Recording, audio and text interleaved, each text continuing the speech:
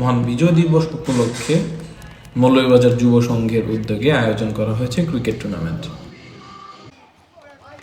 খেলাধুলা ও আনন্দ উচ্ছ্বাসের মধ্য দিয়ে বিজয় দিবস উদযাপন করার লক্ষ্যে আয়োজিত এই টুর্নামেন্টে সহযোগিতা করেছেন রফিকুল ইসলাম রাসেল, হাজী মোহাম্মদ আলী, হাজী সালাহউদ্দিন সোহেল, হাজী রিয়াজউদ্দিন জনি, ইমরান আহমেদ রনি, মোহাম্মদ দোলন সহ আরও অনেকে।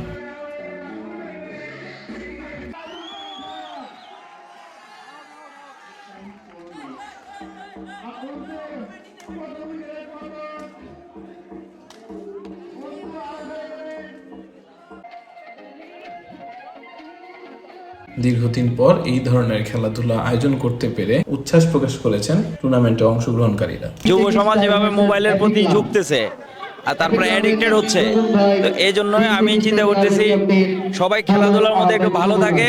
আমরা চাচ্ছিলাম যে হার জিতটা সে নয়, সবাই যাতে আনন্দ করে খেলতে পারে, এই কারণে আমাদের এই আয়োজন। এই টুর্নামেন্টের জন্য আমাদের সবাই আমরা একসঙ্গে একজোট হয়ে এই আয়োজনটা করেছি। আর সবাই যাতে খেলার মধ্যেই থাকে।